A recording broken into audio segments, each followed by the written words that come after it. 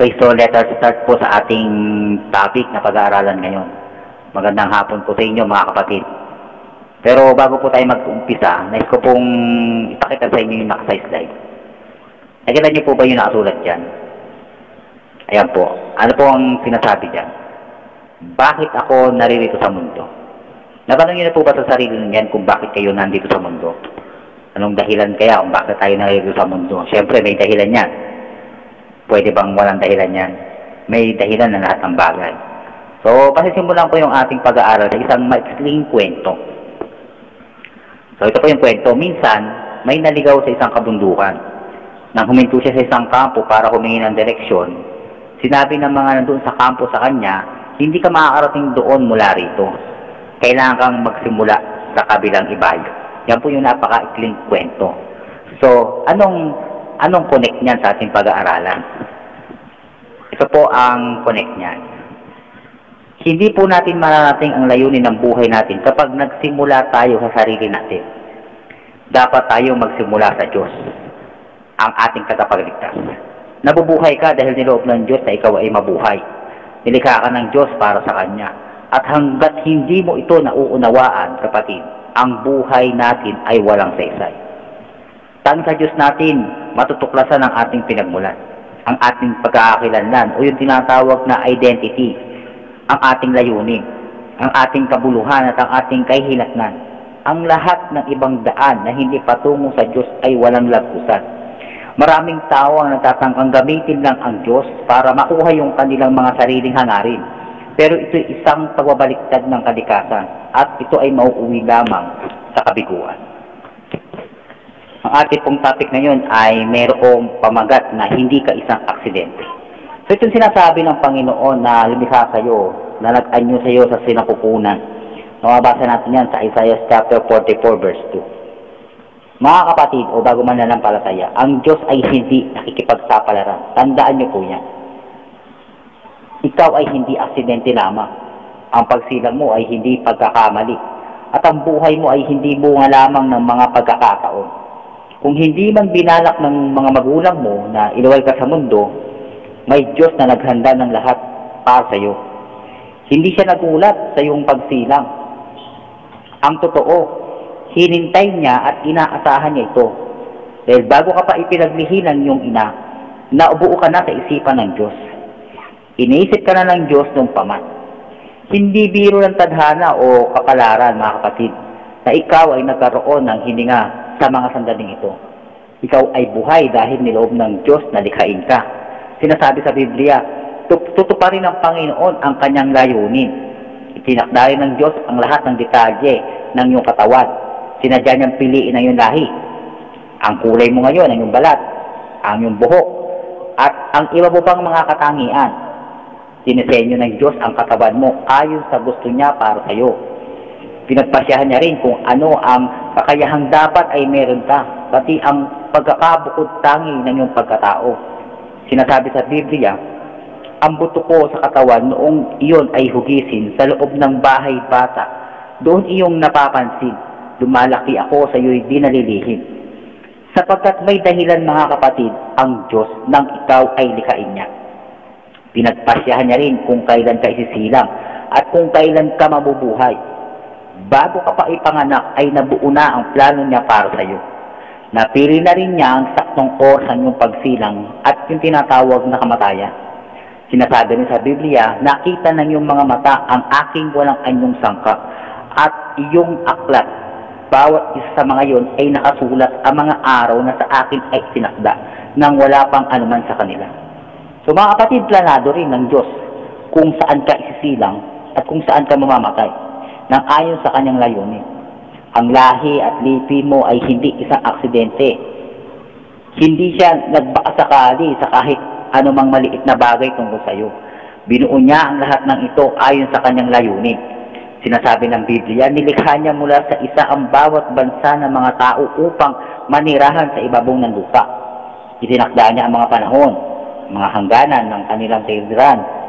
Walang anumang bagay sa buhay mo ang pinagpasyahan ng pabigla-bigla ng Diyos.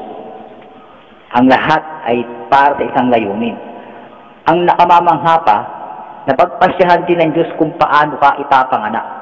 Kahit ano pa ang nangyari nung ikaw ay isilang, o kahit sino pa ang naging mga magulang mo, may plano na ang Diyos nung ikaw ay kanyang likhain. Hindi importante kung ang mga magulang mo ay mabuti o masama.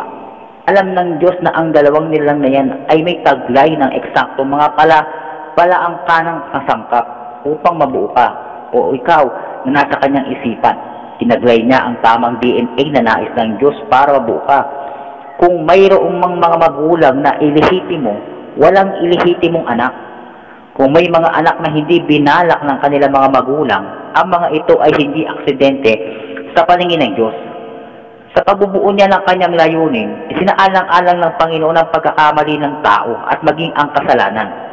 Walang ginawa ang Diyos nang hindi sinasadya. Hindi siya nagkamali kailanman. At mayroon siyang dahilan sa paglikha ng kahit anumang bagay. Ang bawat puno at bawat hayop, mga kapatid, ay binuo ng ayon sa plano ng Diyos. At ang bawat tao ay dinisenyo ng ayon sa kanyang iniisip. Ang motibo ng Diyos sa paglikha sa iyo ay ang pag-ibig niya.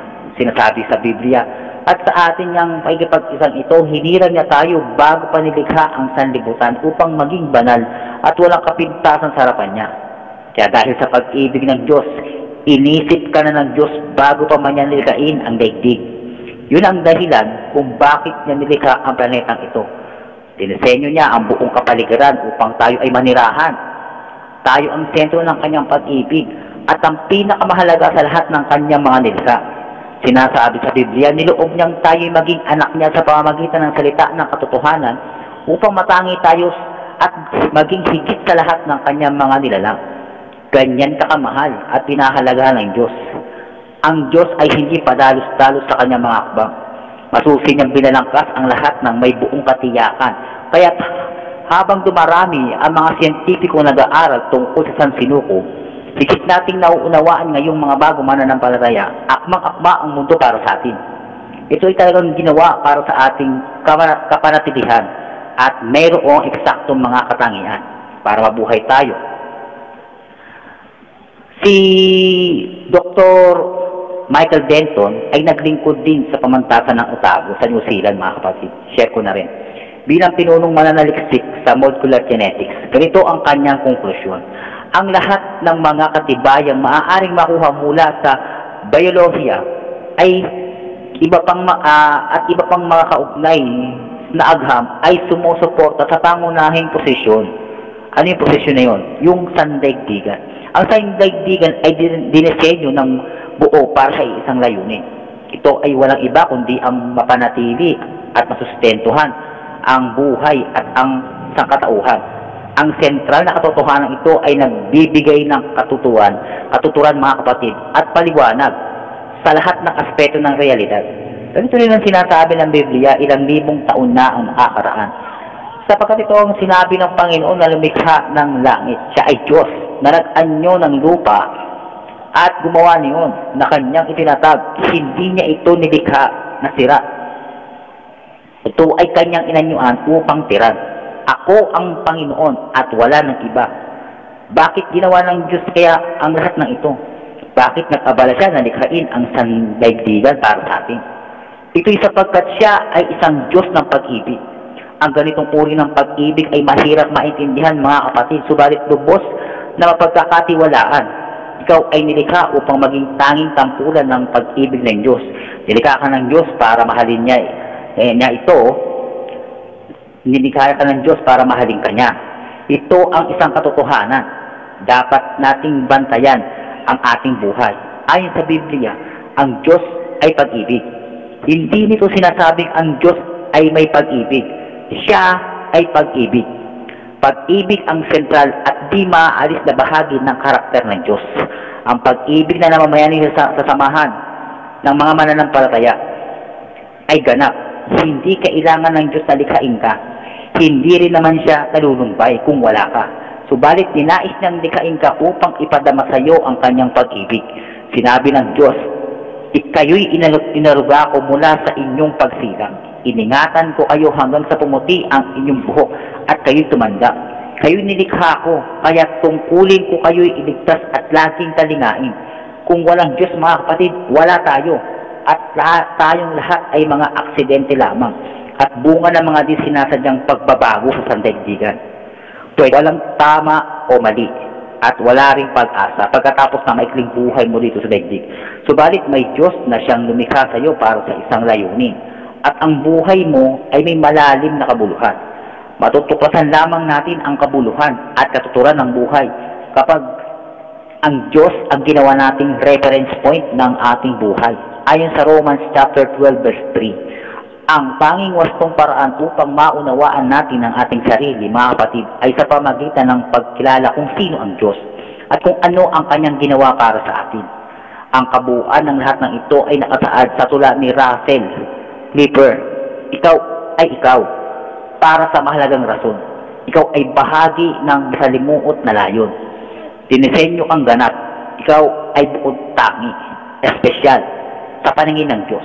Babae ka man o lalaki, ikay nagmukhang ikaw para sa natatanging rason. Di nagkamali kailanman ang Panginoon. Ikaw ay kanyang hinabi sa loob ng sinapupunan upang maging ikaw. Ayon sa kanyang kagustuhan. Mga magulang mo mismo ang kanyang pinili.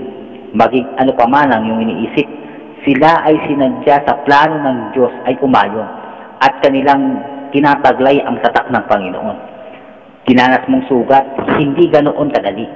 Maging ang Diyos na nanangis sa iniinda mong hapdi. Ngunit ito'y kanyang hinayaan upang puso mo'y hubugin at nang sa paglago mo'y wangis niya ang iyong kamtin. Ikaw ay ikaw para sa tanging dahilan. Ikaw ay hinubog sa pamalo ng tangan. Ikaw ay ikaw o kanyang sinisinta pagkat ang ating Diyos siya'y tunay na dakila. Napakaganda po ng salita ng Diyos na ating pinag-aralan.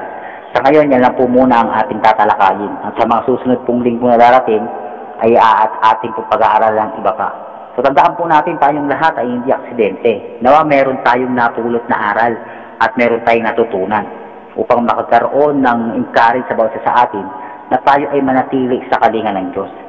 So magandang hapon po sa inyong lahat mga kapatid. Patuloy po tayo na magpalakasan sa Panginoon.